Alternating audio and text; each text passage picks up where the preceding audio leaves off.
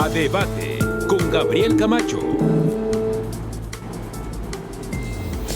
¿Qué tal? Con el gusto de saludarlo, vamos arrancando ya en esta mesa de debate. Gracias, como siempre, al equipo que hace posible este espacio. Tomamos ya los temas de coyuntura, los ponemos en la mesa y intercambiamos puntos de vista. El día de hoy queremos entrarle a un tema que ha sonado mucho y me refiero a la frase esta de prohibido prohibir y sus implicaciones jurídicas, constitucionales e inclusive morales y éticas. Prohibido prohibir. Esta frase que durante varios años el expresidente López Obrador lo estuvo mencionando bastante tiempo y pues lo enarboló como una especie de bandera. Inclusive en este sexenio también se ha estado mencionando, aunque no con esa insistencia.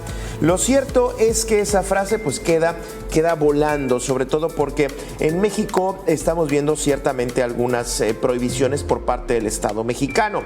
Ya ve los vapeadores, una discusión muy interesante con algunos datos pseudocientíficos, otros sí científicos. El tema de la comida chatarra, también en este caso en las escuelas, ahí también. Y bueno, si nos ponemos ya en otro tono, las corridas de toros, cierto tipo de música con los narcocorridos e inclusive algunos establecimientos como los delfinarios. Hay algunos que tienen una defensa, digamos, pues más indefendible que otros. Sin embargo, esto ya es una tendencia. Prohibido prohibir, pero en el olvido. Sobre todo porque al final de cuentas se ponen en juego ciertamente algunos derechos y libertades de la ciudadanía. ¿Qué implicaciones tiene el prohibido prohibir? Pues justamente vamos entrándole a esto. Así arrancamos a debate. A Debate. Bien, saludo con gusto a José Medina Romero, él es doctor en Derecho y profesor de Derechos Humanos en la UNAM, con el gusto de saludarte, y saludo a la académica de la Facultad de Estudios Superiores, la FES Aragón de la UNAM, a Luz Vilchis Galindo. Les saludo con gusto a ambos. Por acá va a aparecer un reloj para que su opinión vaya de entre 1 minuto y 1 minuto y medio. Me arranco contigo, José.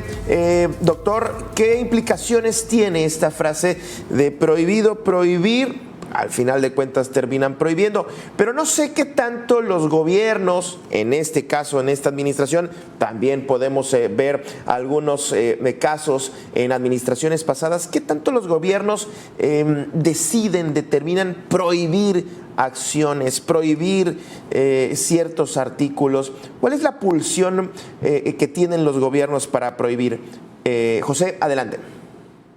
Muchas gracias, Gabriel, muchas gracias al auditorio. El tema es un tema controversial en todos los órdenes, fundamentalmente porque evidentemente pasa por una, digamos, guía que tiene que ver con la regulación desde el orden constitucional, el orden legal y finalmente llegando inclusive a los temas de orden reglamentario.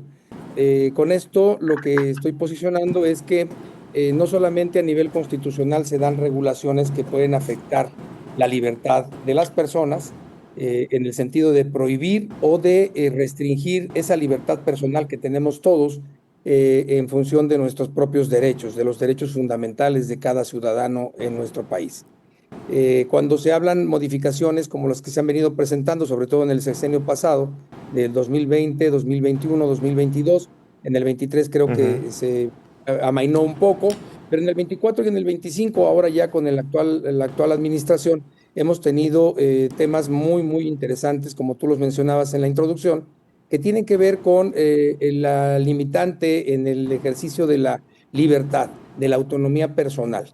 Fundamentalmente, cuando nos referimos a temas como la cuestión que impacta en la alimentación, en los temas de orden lúdico, inclusive en los temas que van más allá y que tienen que ver con la predisposición que tiene el gobierno para ir limitando esa libertad amplia que la Constitución protege.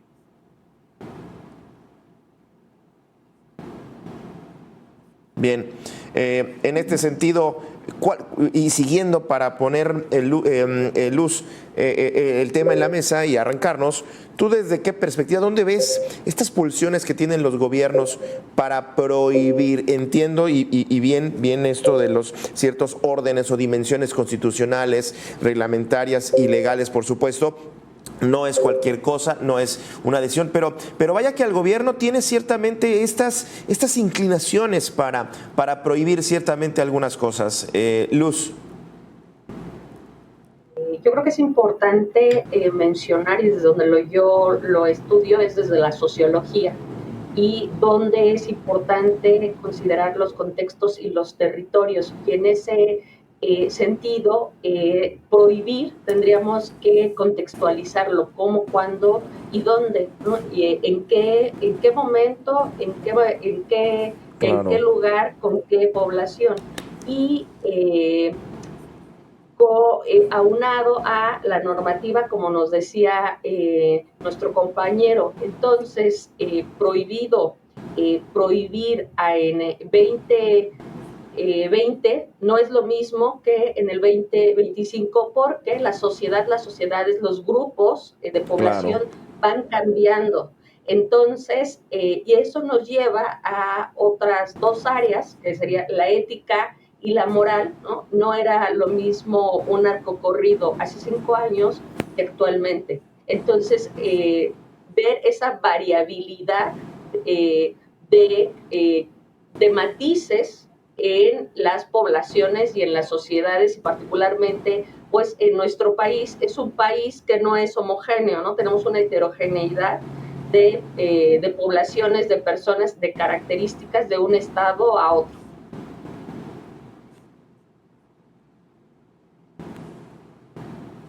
Interesante.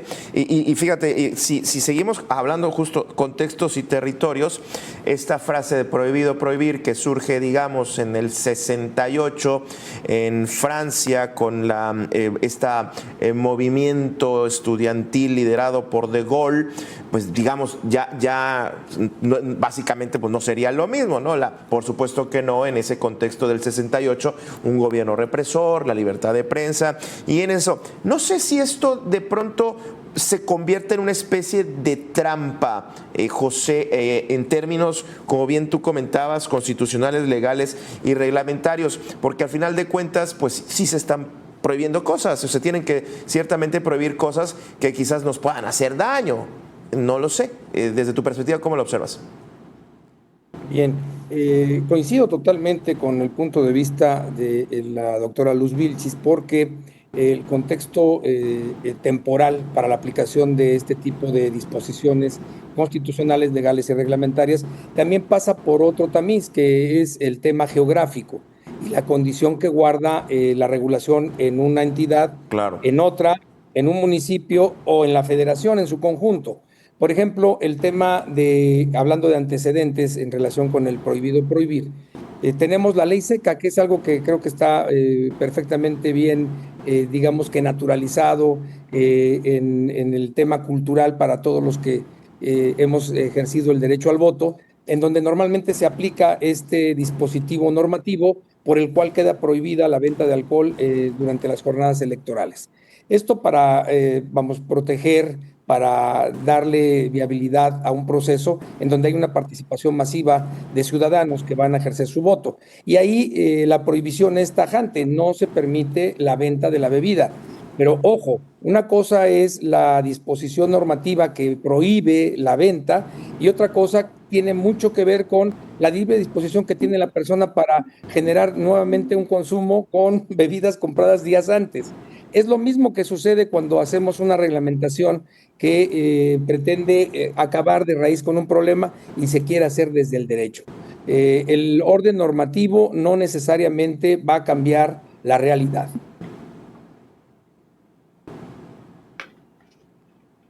Qué interesante, sobre todo porque en esta mesa ya nos estamos, digamos, dirigiendo a una discusión que tiene que ver sí con el derecho, con respetar, ya cuando estamos hablando de constitución política, por supuesto, pero también de derechos y obligaciones. En este caso, pues sería, digamos, una paradoja decir que está prohibido robar. Eso ya lo sabemos y hay leyes que lo castigan.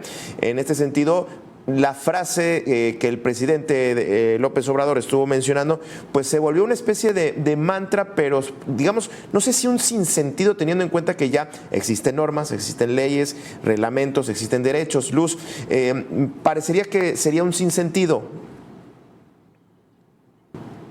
Parecería, pero yo creo, bueno, desde la sociología, ¿no?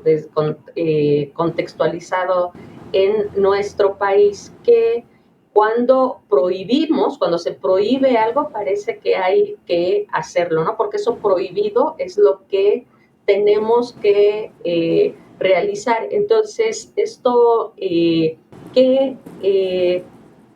lo que hay normas que sabemos que no se tiene que hacer, pero cuando decimos no hay que hacer esto, cuando lo visibilizamos y lo decimos, no hay que hacerlo, me parece, y desde diferentes perspectivas sociológicas y psicológicas incluso, los seres humanos, la sociedad dicen, ¿por qué no o para qué no hay que hacerlo, ¿no? Y entonces puede que exista o no la norma, pero muchas veces la norma se endurece, se encrudece, cuando me parece que se podría dar la opción de hablar de las ventajas y las desventajas, ¿no? De cómo nos puede afectar, cómo, cuándo y dónde, y en ese sentido que las personas, las sociedades o las comunidades pueden ir eligiendo qué se va a prohibir y qué no. Claro. Justamente aquí pongo entonces la pregunta, José. ¿Cuándo prohibir? ¿Cuándo determinar qué se debe de prohibir? Y no partiendo de una moda o de una coyuntura como lo fue el vapeador. Recuerdo que se habló mucho de un familiar cercano al presidente y por eso se hizo todo esto. Entonces, realmente ahí, ¿cuáles son los contextos que se toman en cuenta, los argumentos que se toman en cuenta para llegar a prohibir? En este caso, por ejemplo, pongo el tema del vapeador, pero podría ser casi cualquier cosa, José. Sí, gracias, Gabriel. Es muy interesante lo que tú planteas. Yo quiero nada más poner en contexto. La temática de la prohibición tiene también un tamiz. ¿Cuál es ese tamiz? La regulación.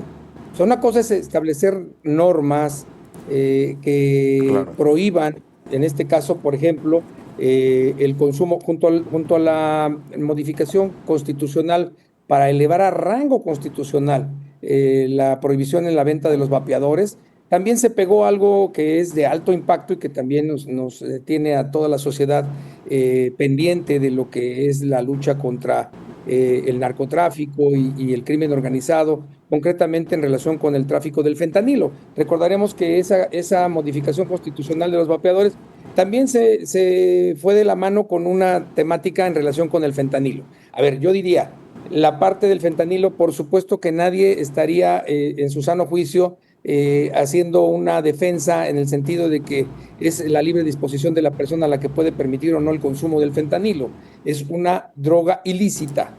En el caso de los vapeadores es tanto igual en cuanto al daño, porque hay que ver también el objetivo que tienen las prohibiciones. Se supone, se presume que serían aquiescentes para la sociedad, en tanto van a impedir, como lo vemos en la pantalla, personas que se ven afectadas en su salud por el consumo.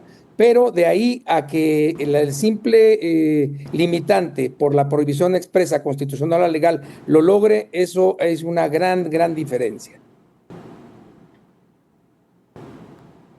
Claro. Ahora, siguiendo, Luz, estas contextos, hace un momento yo hablaba del 68 en Francia, un movimiento estudiantil, y ahora, años después, vemos gobiernos muy cercanos a la prohibición, sobre todo de la libertad de expresión. Los gobiernos que están, que no les gusta que los critiquen, políticos que no soportan la crítica, que no les disgusta que los critiquen, que los señalen, inclusive hasta que se rían de ellos. No sé si en estos contextos podamos estar viendo, no solamente en México, esto lo pongo porque también sucede en los Estados Unidos y en otros países, pero actualmente 2025 me llama mucho la atención que eso se está exacerbando, la prohibición de la libertad de expresión, y no sé si en este contexto, quizás en México, quizás todavía no lo veamos tan marcado, tan descarado o ya sin pudor, ayer justamente hablaba de esto, pero no sé qué tan peligroso sea, hablando de prohibiciones, esta en específico de la libertad de expresión, Luz. Yo creo que es importante otra vez mencionar el momento y que ahora tenemos grandes retos. Tenemos la inteligencia artificial, las redes sociales que no existían, ¿no? No de la misma magnitud antes de la pandemia que durante la pandemia y después de la pandemia, y eso está teniendo un impacto muy importante en qué se expresa y cómo se expresa. Ahora es inmediata, o si tú pones en TikTok o en Instagram, es inmediato, y eso tiene un impacto además internacional. Entonces, creo que, insisto que hay que contextualizar, porque sociológicamente cuando a las personas se nos prohíbe, decimos, queremos hacerlo, ¿no? O sea, es cuestionar, y tenemos la curiosidad de por qué se está prohibiendo. Por una parte, eso prohibido, quiero hacerlo yo, y lo queremos hacer varias personas a lo mejor. Por una parte, y aquí, como decía el doctor Medina, es importante considerar cuándo es nocivo, en qué medida es nocivo, ¿no? En qué población es nocivo, cuáles poblaciones son más vulnerables que otras. Por ejemplo, ¿quién fuma más, ¿no? Con el vapeador, ¿quién consume los refrescos, por ejemplo, ¿no?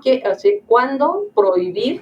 ¿En qué medida me perjudica la salud o no? Claro. Entonces, específicamente en lo que me preguntas, Gabriel, de la libre expresión, creo que estamos en un momento en diferentes países, no solo en México, en diferentes países donde se está proponiendo y se está llevando a cabo matices de esta regulación, y en ese sentido, desde la perspectiva de las ciencias sociales,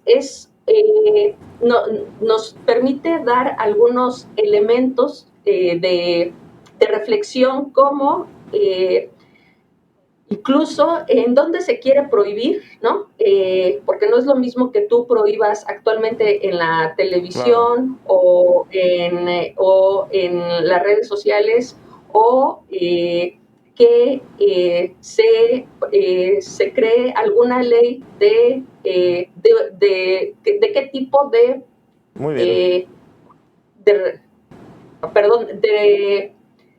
prohibición estás haciendo digitalmente, ¿no? Claro, muy bien.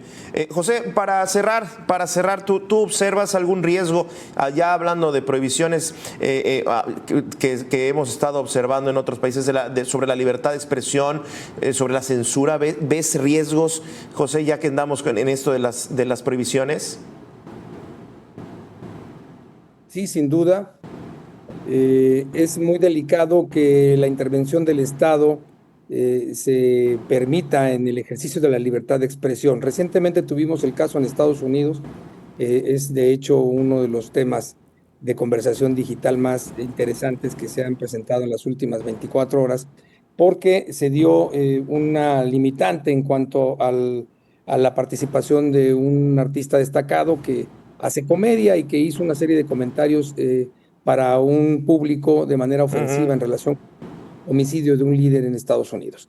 Ese tipo de condicionantes son las que debemos de analizar con mucho detalle, como decía la doctora Luz Vilchis, porque raya en esa línea que es tan delgada, que tiene que ver con un Estado autoritario, intervencionista y limitativo de las libertades del individuo. Y ahí hay que tener mucho cuidado, insisto, porque eso nos puede llevar precisamente al rompimiento de las estructuras sociales.